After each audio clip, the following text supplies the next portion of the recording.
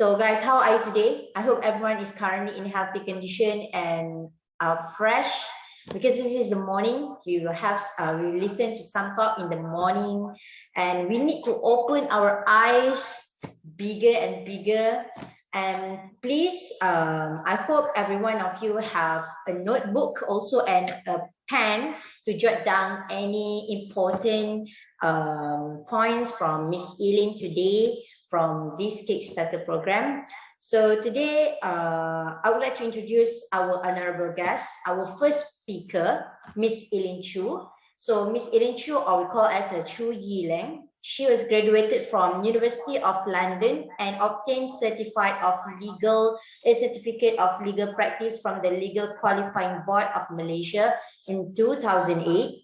And Miss Eileen also obtained a Bachelor of Economics major in Econometrics from University Kebangsaan Malaysia. And she has joined one of the top legal firms in Singapore during 2007 as a legal secretary. Okay, so today we will listen to her sharing today. Is it the real property gains tax and the latest news about the law for the real estate industry? So if you guys have any questions or concerns about her sharing this morning, I hope you can just ask her whatever you want to know about the law. Okay, because this is the time for you to ask our professional speaker regarding this industry. So, without wasting our time for today, let us invite Miss Eileen Chu to present her sharing about the real estate gains tax or some of the law. All right, dipersilakan. Thank you. Thank you.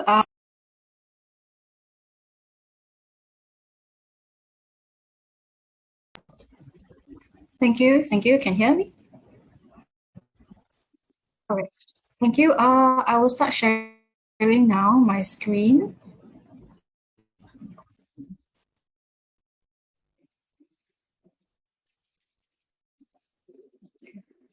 Hello, everyone. My name is Eileen from Eileen Chu & Kong. Thank you, Eddie, for your invitation to let me share what I know about law in relation to your sub-sale transaction. All right, I hope everybody is safe and sound. Without further ado, I'm going to start on my next slide. Okay, a little background of my firm, Eileen Chu & Kong. It's founded by two persons, me and another Miss Kong. We are currently two international listed companies legal advisor, one in China and one in Australia. So these two countries, they have companies in Malaysia. Yeah, we are doing legal advisory work for them. We are also doing 4 overseas projects at the moment, namely in Hong Kong. I traveled to Hong Kong at least twice a month before the pandemic for the past 2 years. So it is very exciting, interesting, as well as tiring. Okay, more and more projects are going to be sold overseas. So it's really a good market for real estate. Okay, we are also on 10 panel banks, namely you can see public banks, CMB Bank, RHB, Hong Leong, MBSB, BBSA, UOB, Afin, Maybank, and latest is KTK. Many of you have probably not heard of it. It's a Koperasi Tanjung Keramat. It's from Sabah, financing properties in KL Selangor as well. So we have helped this Koperasi Tanjung Keramat head to toe, A to Z, and on how the works of how to do loan financing in KL and Selangor. Okay, we are also there are also 18 ongoing projects, local projects that we are doing. We have done 100 divorce cases and counting. Well, divorce cases are, you lucky or not, it's on the rise, you know, thanks to or no thanks to pandemic. So we also have drafted 300 wills for clients. Well, wills are nowadays no longer so taboo anymore. It used to be very taboo probably last 10 years, you know, but now it's a necessity. We don't know what will happen, you know. Most probably, I would think after the 9/11 World Trade Center, So people are more aware of the importance of wills. So we have been drafting wills a lot, you know. And okay, over 2,000 clients, local and international. And our firm is since 2013. So we have been around for 8 years.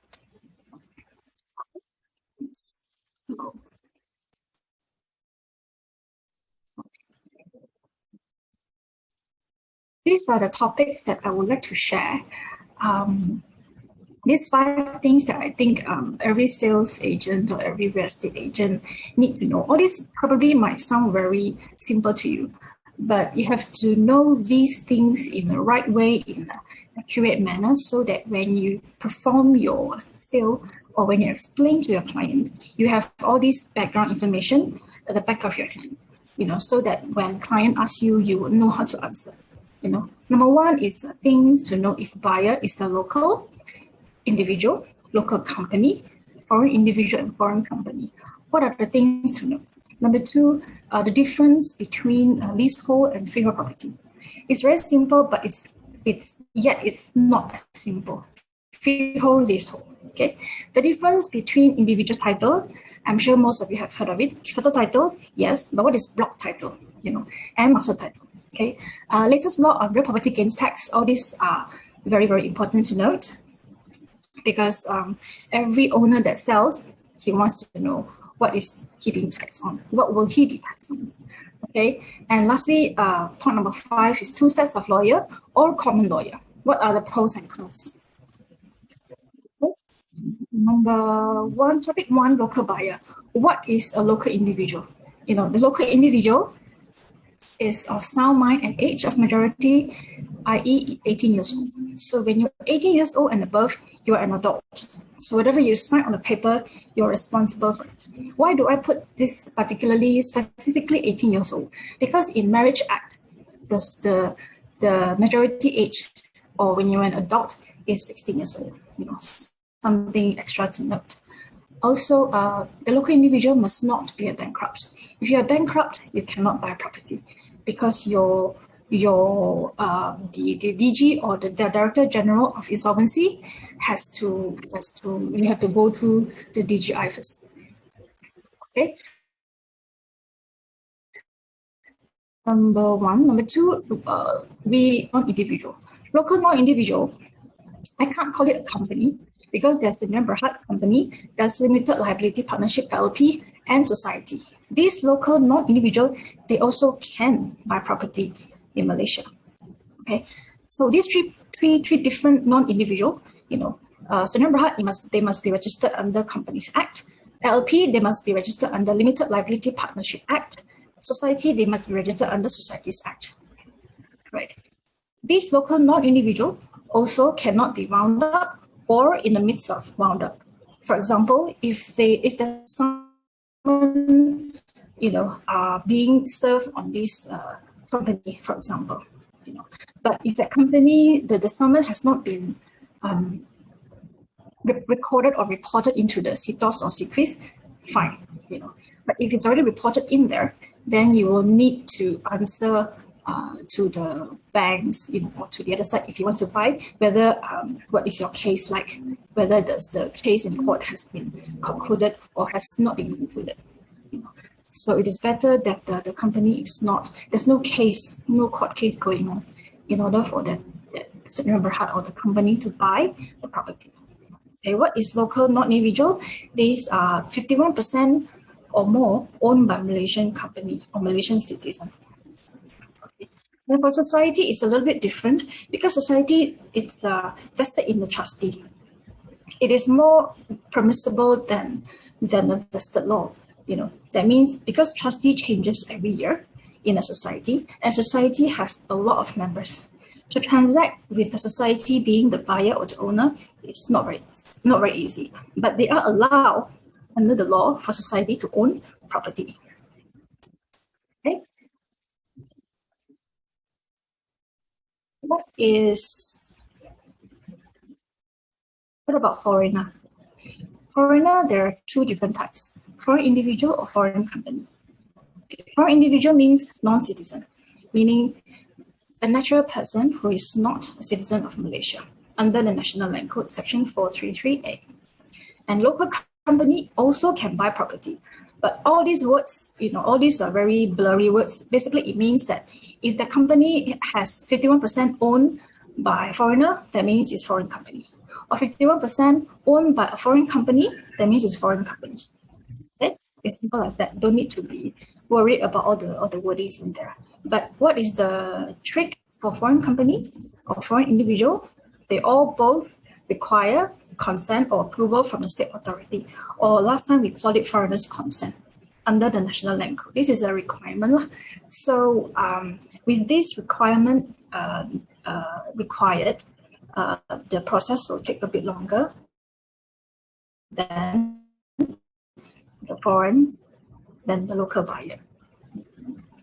Okay, so very important to note what the foreigners can buy and what the foreigners cannot buy. The foreigners can buy studio apartment, condominium, flat, townhouse. These are high rises. They can also buy landed, semi-D, terrace, and bungalow, but only for landed strata. You have to take extra careful note on this. Meaning, what is landed strata? It means it is a gated community. Okay? If it's individual title, cannot buy. Okay, for residential. For commercial and industrial, can buy, but only under foreign company. All right, and they also can buy land, But what they cannot buy is they cannot buy Malay reserve land. They cannot buy auction property in Selangor. They cannot buy property that are, defined as low cost or medium cost, affordable units as defined by the state. Properties allocated to Bumiputra cannot buy. Price less than $1 million in certain state cannot buy.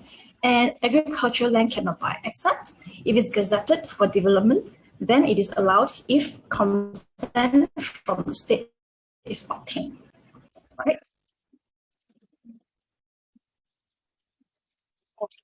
On foreigners, further on foreigner, what are the price threshold? Because foreigner that buys, they have to fulfill certain threshold. We are only discussing about Kuala Lumpur and Selangor because these are the hot areas. Yeah. So minimum for KL, Putrajaya and Labuan is 1 million. Okay, is 1 million. So you have to note that recently or last year, the Prime Minister has announced the 600,000 threshold for foreigners. Please note that this has not been gazetted, therefore it is not applicable. You don't go and tell foreigners, oh, you can buy 600,000. No, because the land office, it cannot go through. Many people have asked us about this, but still it is not doable. All right. And for Selangor, there's a zone 1, 2, 3, which in my opinion really makes things very difficult, for Selangor. For residential, in zone 1, 2, basically zone 1 is Petaling, in the district Petaling, Gombak, Hulu Langat, Sepang Klang. Basically, it's the more hot area. And then zone 2 and 3 is further, okay? So for residential, it is still 2 million for zone 1 and 2, 1.5 million for strata properties for overhang units in zone 1 and 2, okay? And it's 1 million for zone 3, minimum price threshold. For industrial and commercial, it is 3 million for all 3 zones, okay? Okay, let's move on to the next topic, which is the leasehold or freehold. Let's look at the difference here.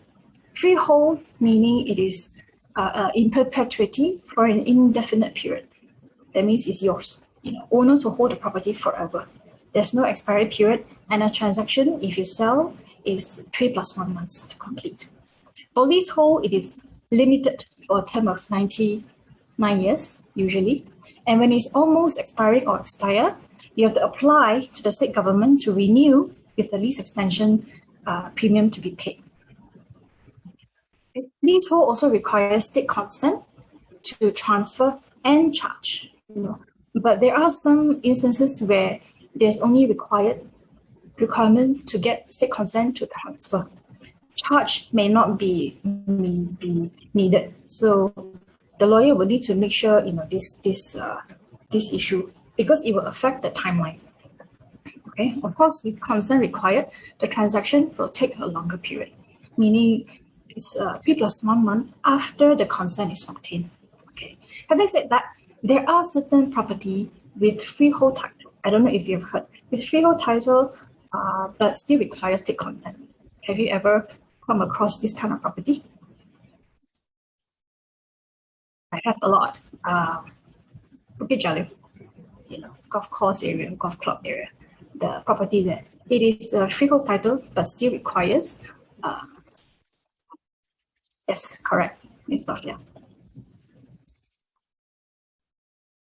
So which means the property is yours forever, but when you transact, you still need the consent.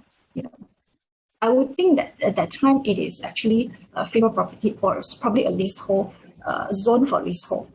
Okay, but then it has been converted to freehold. Therefore, the state still requires the consent to be in the title.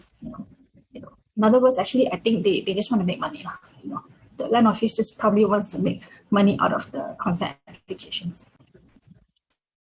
Okay.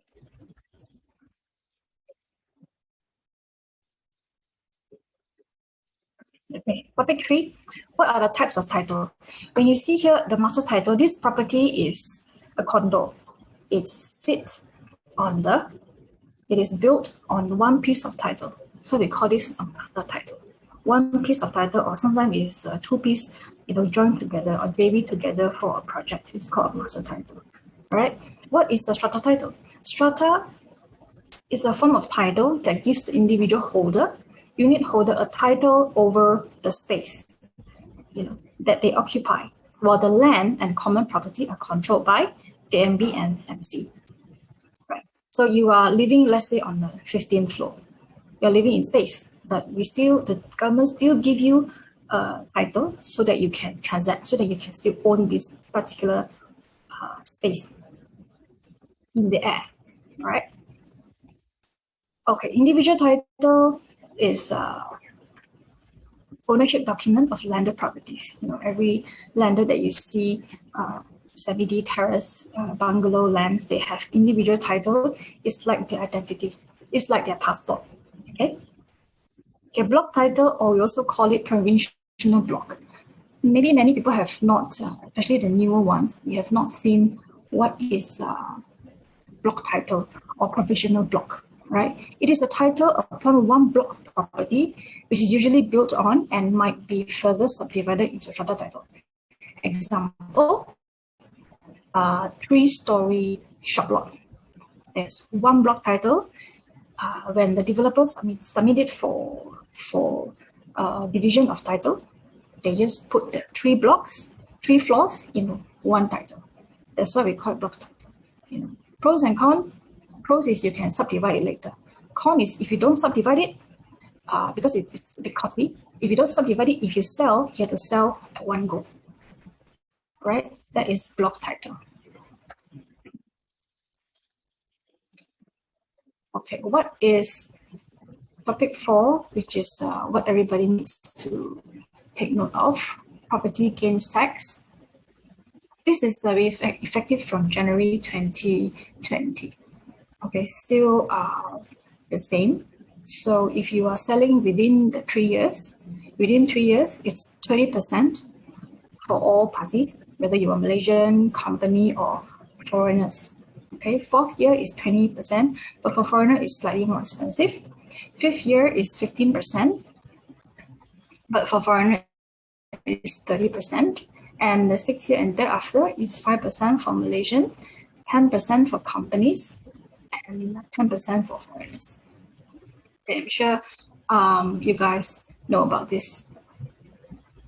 But because of the pandemic, there are some exemptions.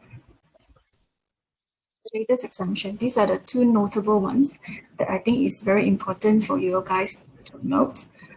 From 1st of June 2020, all RPGT chargeable on disposable of residential properties, not shares, mind you, it's only on residential properties by any individual who is a Malaysian, is fully exempted for up to 3 properties. So if you are a Malaysian, you in a residential property, you can apply for this exemption up to 3 properties. So if you're 4th and 5th property, then you have to pay full tax. Okay, provided that the SMP or the MOT, memorandum of transfer, is executed and dated in between 1st of June 2020 until end of this year. So if you want to sell, tell your client sell now until end of the year. Okay, this is under the Panjana order. Secondly, is from February 10th, 2021 this year. All RPGT chargeable on disposable of low cost, low medium cost, and affordable houses, which is priced below 200K, made in 6 year, is fully exempted. So meaning the property less than 200,000, there is no need to pay RPGT. Okay, provided that the threshold applied is to the SMP or market value, whichever is higher. Meaning, you cannot, if your property is worth 500,000, you cannot put SMP 200,000 and expect it to be waived. No way. The government is very smart. They will look at the market value, meaning when you submit the transfer for assessment from the valuation office in the government, they will see the price. If the price is 500,000, then they will take the higher one, regardless of whether your SMP is 3 or your SMP is 200,000. Okay, so it's only for low cost lah. So if there's a client who has a low cost property, you can get them to sell and they don't need to pay RPGT. Okay. Right. Lastly, is about appointment of lawyer. So when you guys do sale, your client will definitely ask you, should I employ lawyer? Should I not employ lawyer? Especially the owner. 2 sets of lawyer and 1 set of lawyer. What are the pros and cons? Okay, 2 sets of lawyer basically it means purchaser will hire lawyer A, owner will hire lawyer B. So there are 2 sets of lawyer. 1 set meaning purchaser will hire lawyer A and owner is unrepresented, which means the owner is essentially tagging along lawyer A in the whole transaction. Okay, right. So even though he is unrepresented, but whatever the owner signs or before the owner signs any documents, the lawyer A will usually explain to the owner, what are the terms, and if there are any questions by the owner, lawyer A will definitely answer. Okay, but of course, if in the event of dispute, if there's any argument, purchaser will represent lawyer A simply because lawyer A pays the fees. Okay, owner is only tagging along, and the things that lawyer A needs to do for owner is only very minimal, meaning the discharge process. Okay, what are the pros? Pros, parties are represented respectively. So if purchaser wants to talk to owner, they will go through their lawyers. The negotiation will go through between these 2 lawyers. The discussion or the arguments will be between these 2 lawyers. Naturally, it is a bit time consuming. Okay, and pros for 1 set of lawyer, it is cost saving for owner only because the purchaser will need to pay the usual fees, the lawyer fees, and also the MOT. All it's the same. And it's time saving for, I would recommend that it's time saving because there's only 1 party, one set of lawyers. So it is relatively easier to communicate directly to purchaser and owner rather than to go through another lawyer for the lawyer to talk to the client, right?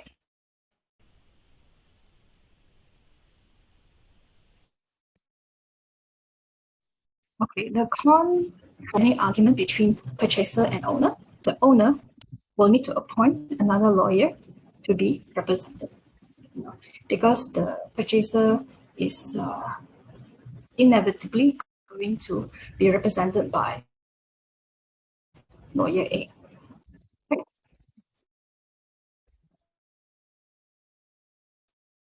Okay.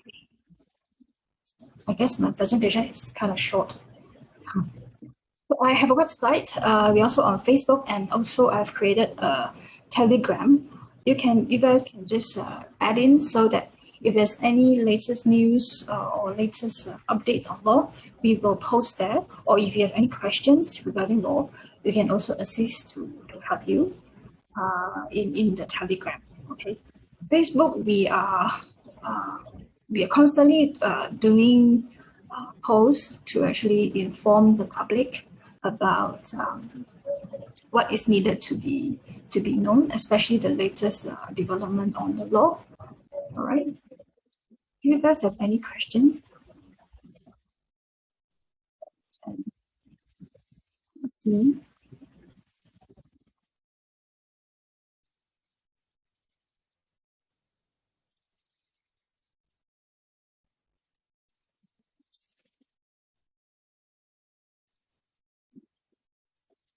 Okay, let me go back to it.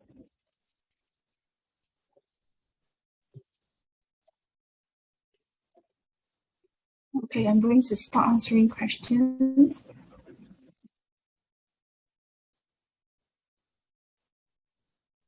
Hi, Stephen.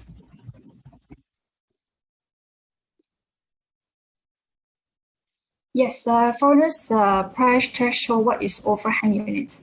Is it project from developer? Yes, that's correct.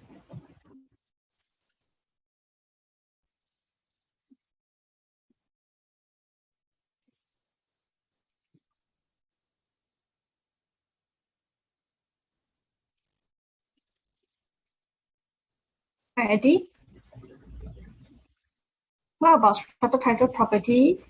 However, if the state title have not been issued, then how it goes?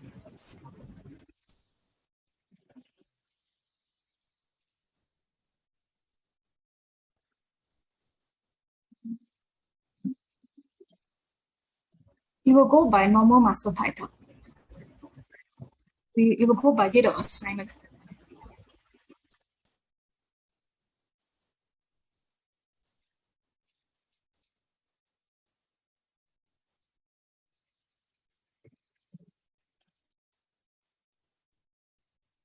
How many of you here have been agent for more than 3 years?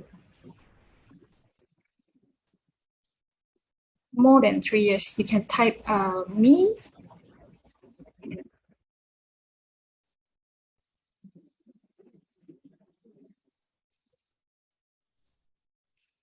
Yes, Sophia. Yes, Valsala. Yes, Ali. Yes, Safwan.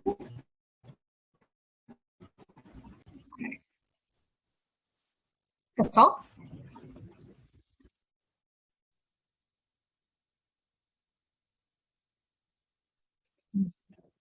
Suppose for the young ones, less than 3 years, all this information are very important for you to know when you transact, so that when seasoned seller or seasoned buyer, when they ask you questions, you are not clueless, so that you don't pick up the phone and call the lawyer right away.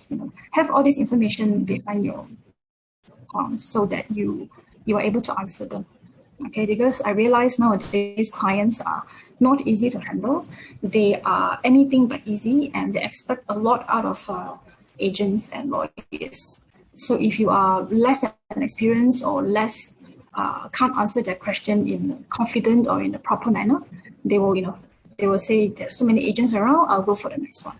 So it is important for you to grab hold of your client. If they like you, if the clients like what you do, what you talk about and what you say, the information you provide is true and it's what they want to hear, they will stick to you. Clients tend to be like that. They will stick to you, one agent, one lawyer for forever. So it's important to grab their trust.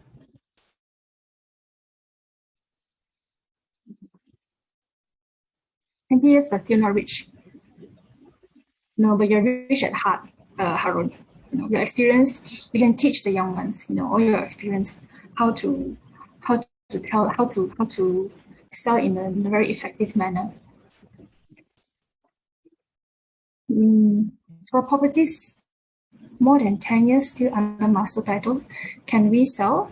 Bank allowed to give financing? Stephen, only a few banks will take in a master title that are more than 10 years, public bank assignment. Other banks, they will not allow, because banks are very worried now. because there's so many developer has gone bust. Therefore, they are worried that the title is not issued and it will cause a lot of trouble, especially for the liquidator to take over the bank, the developer. So only public bank, okay? If you need, just locate a public banker and ask them about it. But not all, as I know, not all branch are willing to do. Usually more than 10 years, title still not issued, right? The property is not very expensive. If property is not very expensive, banks might not be very inclined because it's a lot of work. Okay. Property in Medini is freehold, but why need consent? Yeah, it's just like Bukit Jalil. Because during that time, it is probably zoned for consent, but later on, the developer or somewhat, managed to get it converted, but still with a catch. The land office still, want to catch all these consent applications so that I personally believe is to make money. Sophia, only title state tiada sekatan kepentingan, no need consent. Correct. There's a sekatan nyata and sekatan kepentingan. Only look at sekatan kepentingan. If it's NIL or tiada, then no consent.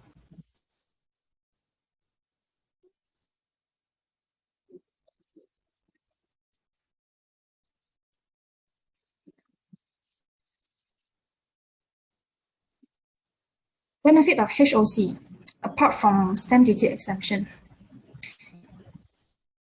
HOC is actually to boost sales. There's for me, I think legally or the benefits for the client in terms of this transaction, it's the price is lower. Apart from stamp duty exemption, the price is lower. Other than that, everything else is the same. I suppose the package of the HOC would probably be discounted because the price has to be lower according to the law. If the deceased passed away without consent meaning how to handle those properties as an agent. What should the agent ask to verify the said beneficial owner? Eddie, what do you mean pass away without consent? Without a will, is it? When it's not tiada sekatan kepentingan means there is no need for consent in the land office. Sometimes if it's leasehold, which is very rare, leasehold, but the sekatan kepentingan is usually on the title. If it's leasehold and there's tiada sekatan, then there's no need for consent application. So your transaction can go normally 3 + 1 month. Okay, Eddie, without will, I have to go to court first. Obtain letters of administration. This court application is called letters of administration. Generally, it's called probate, but specifically for without will, is called letters of administration. Go to court, obtain that. In that, we call it LA, letters of administration application. In the LA application, you have to list down this property in the list of assets, so that when you want to sell, the list of assets is inside. And also, if you already have a purchaser to buy this property, but then you found out the property, someone died, the owner died. So what do? Apart from LA application, you need to get order for sale to sell to this particular purchaser. The process will be long, especially now the courts are all jammed up. Although we are doing Zooming with courts, this all quite jammed up. It will take time about, for court application for LA, it will take about 3 to 6 months, depending on the court's availability. What should the agent ask to verify? You have to ask whether is there a will, or if there's no will, what are the other properties that the deceased has. Okay. And then apart from assets, immovable meaning landed, there's movable meaning cash or bank account, all the assets of the deceased has to be applied together in the letters of administration. Otherwise, if there's any changes, you have to go to court again to seek for amendment.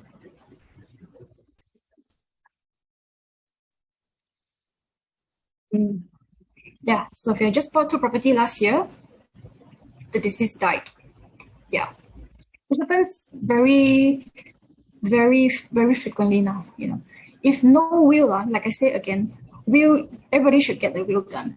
Tell your clients, it's not a taboo anymore. Get the will done. If there's no will, the application will take 6 months at least. Okay, before your SMP can start, it will take 6 months. This court application will be in the SMP. We will put this clause in SMP, which means it is a condition precedent. In order for the SMP to be completed, you need to first get the court order first. Once you get the court order, only the proper court order, all certified true copy by the court, only then the SMP, the 3 months will move, 3+1 will jalan. Okay, yeah. So if it's with the will, the application is called probate. Grant of probate is much shorter, usually about 1, maximum 2 months. You get the order. Okay.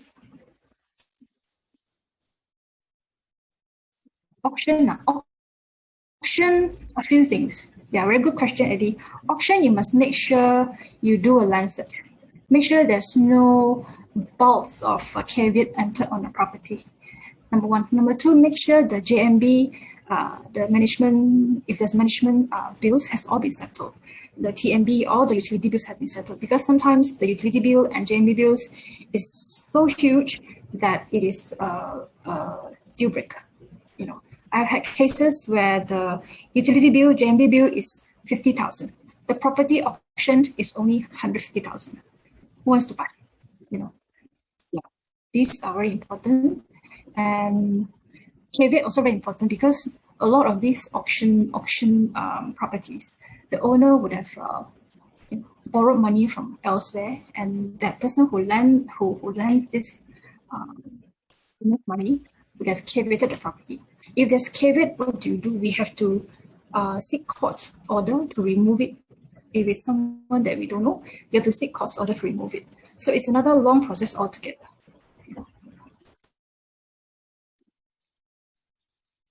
So agent, you have to tell the buyers, the potential buyer, to look at all these things, do a land search.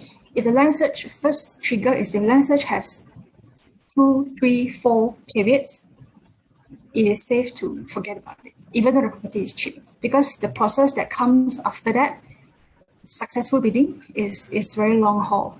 Okay. Number 2 is the management bills. Make sure it is the sum that the buyer is okay to pay, because the auction successful bidder, the bidder, your client who's going to bid, will need to pay part of the bills as well, because it's already auctioned. So the owner will not care whatever bills are outstanding. Usually the outstanding bills are huge, so you guys have to take note of that. In auction, Sophia, the tenant refused to move out. What are the legal rights? If tenant refused to move out, you need to get another court order to evict the tenant. Yeah. Usually in auction cases, the tenant is the owner. You need to get a court order for eviction, and then also a writ of possession to get back your property. Another court process. Okay. Yes, Eddie, that's right. Yeah. Court order, eviction order. How long eviction order it takes? About depending on court's process. Sometimes it's within about 3 months you will get it. If no one objects, if no one comes to say this or that, if no one comes to defend the case, then it's about 3 months. Yeah.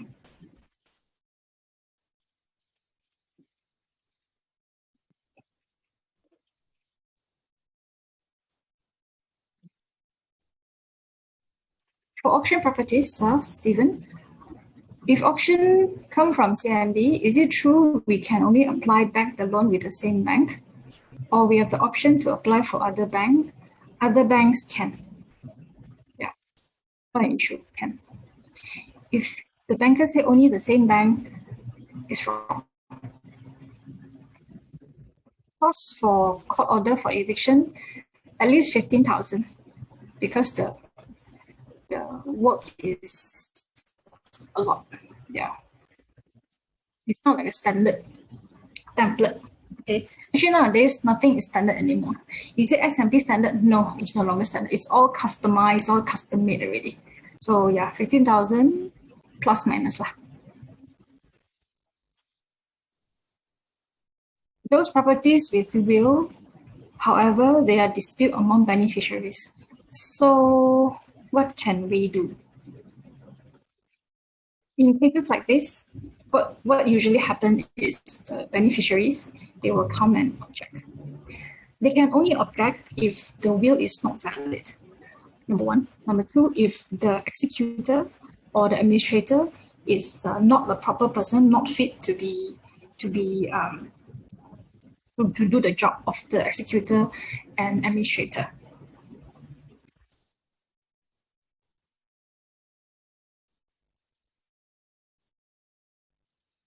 Unfortunately, Eddie, you have to wait until dispute over, only you can sell. Because if it's not the dispute is not over, the court will see it as the will and the intention of the deceased has to be paramount first. It's priority for the intention of the deceased to be sorted first before the property can be sold to another party. Okay, so have to get that done first. If the property has 3 to 5 vendors, one of them pass away, can they still proceed to sell? No, until the probate or the LA is out, cannot sell. Simply because the land office or the authorities will need to see the IC, and we need to go through. No, unless the death is very recent, then you may try. Because of the nature of Malaysia's speed, so I've done cases where just in time, before, because it will take some time for the JPN or for the relevant parties to notify the authorities. So yeah, there have been a couple of cases that I did it just in time, but generally you need to get the probate first. Purchaser whom like to use EPF, scheme pinjaman to buy, how does it work? Okay, this one, you will need to finalize SMP. SMP number one has to be stamped because these are the primary documentation that EPF and scheme pinjaman require. Yeah, so EPF scheme pinjaman is government one, is it scheme pinjaman? So as SMP stamped, your latest, I think sometimes they will need latest salary slip, your IC, your offer letter. If you have an offer letter of, let's say, 80% loan or 70% loan, then you pay the 10%. So there's a difference of 20%. So you can apply to EPF to pick out that 20% difference. Of course, it is depending on your account tools amount availability. If they want to put lower deposit than signing, 5% upon signing, does it protect the vendor? Can, because there's no rules on how much deposit should be. Deposit can be 5%, can be 8%, can be, usually 10%, but yes, it can be much more or much less. Whether it protect the vendor, as long as the SMP is signed, money is paid, however much or less, it is still amount to consideration. Therefore, it is still a contract. If any dispute can go to court, the SMP still stands. May I know how long the process take before vendor get her full deposit for EPF? Oh, sometimes very fast. 2 weeks I've heard. 1 week I've heard. 2 months I also heard. So it depends on which EPF office you go to and how complete are your documents. Yes, Eddie, I've sold a property whereby title still under master title and developer went bankrupt or winding up. However, property are completed with CF or CCC, but without individual title. This is a very unfortunate one. Is the said property still can be transferred to the beneficial owner's name into the master title? Only if the bankrupt developer has to be taken over by a liquidator. A liquidator has to be appointed to take over the developer's place, because under master title, you don't need to go to land office, but you need to obtain a confirmation letter. Whether CF CCC is not important, as long as there's a confirmation letter from developer or liquidator, failing which the transaction cannot be completed. Especially if you take a loan, the confirmation letter is a must-have, unless you buy with cash. If you buy with cash, there's a risk from the purchaser side, because if you buy cash, nothing is very concrete, no letter, nothing. It's very risky for the purchaser. Well, seller, if the property in the process of completion of sale, what happened if purchaser die? Can get the deposit. Seller die, can pursue. Why so unfortunate? So many people die. Is that document can be prepared during SMP in the event owner die, then the deal can still complete? No, if someone dies, it has to go to the court. Because that person who passes away, the deceased, no longer has the power to sell. The power is being transferred or granted to the court to grant to the executor or the administrator. Unfortunately, yes, you can't. Yeah. Can get the deposit back?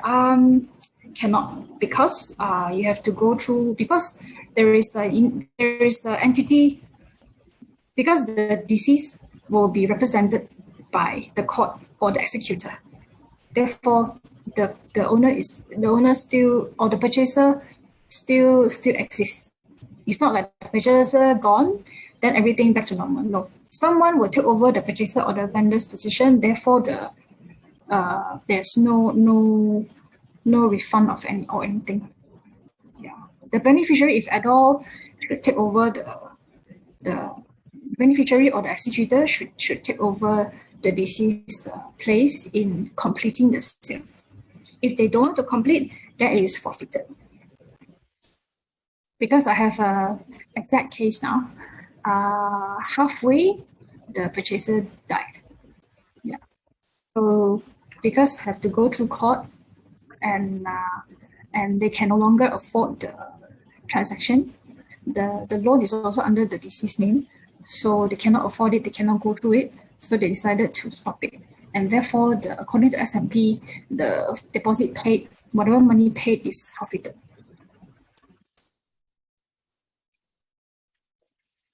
Eileen? Yeah. Yes. Zulkifli here. Hi. Okay. I'd like to ask you regarding the RPGT. If I'm not mistaken, the way they calculate the RPGT, the gain, is based on the value as at 2011, not mistaken. I mean that they take the value as at 2011 and then compare with the selling price as at today, and then the gain is what they calculate. Is it right? 2011, you mean for the cases now or previously? Yes, I mean there's for SMP dated when? Dated, let's say the SMP is later than earlier than that. Let's say maybe 20 years already, but when they calculate the RPGT, they take the latest value as at 2011, not mistaken. Is it the cutoff date? Yeah, that is the last year or a couple of years ago's latest law, to say that they give you the later cutoff date so that you don't get taxed so much. Yeah. Otherwise, let's say like 20 years ago, you buy the property 80,000. 20 years later, the property is 8 million. So there's a big gap. Yeah. So the cutoff date is, they will assume that you bought at 2011. Is that one gazetted already? Is it? Yeah. It is. There was 2 years ago. So yeah. Okay, thank you.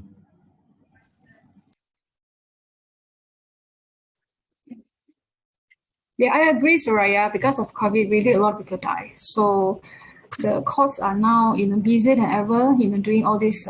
But because of the lockdown now, cases we cannot proceed because the commission of oath to affirm documents they are not in. But yeah, we do have a lot of cases currently for probate and also for letters of administration due to so much debt around.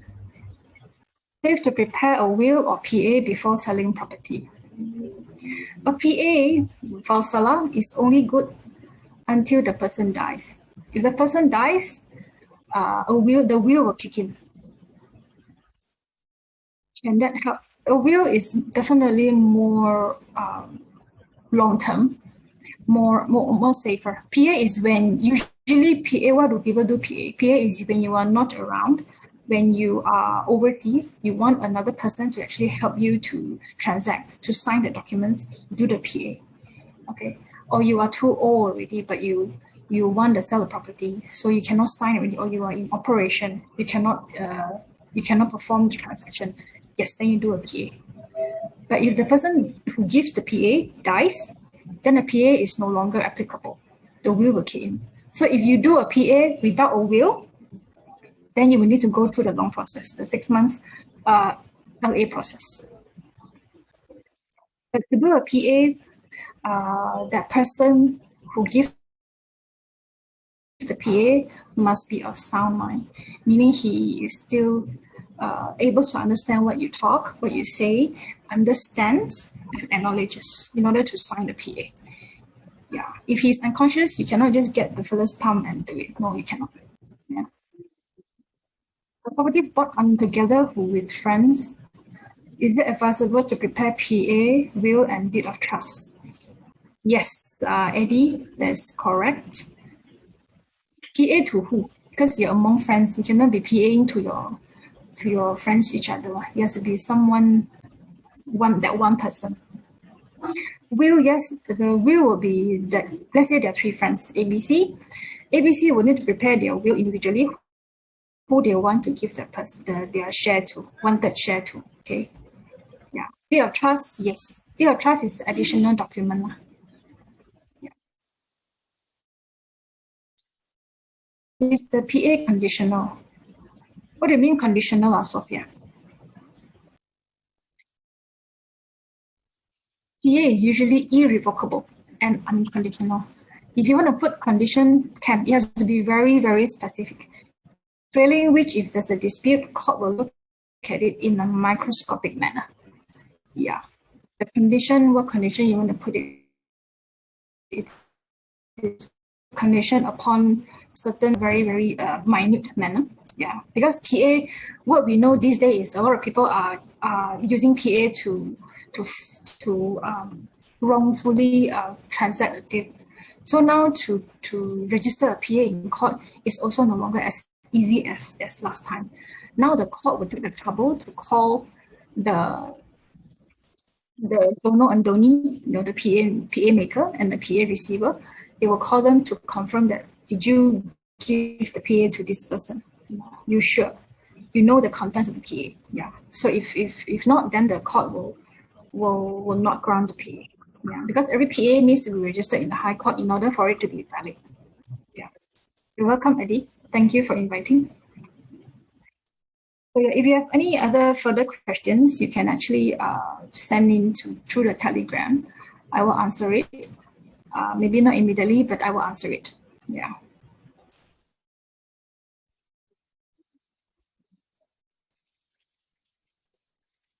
I will put to the page where there's Telegram.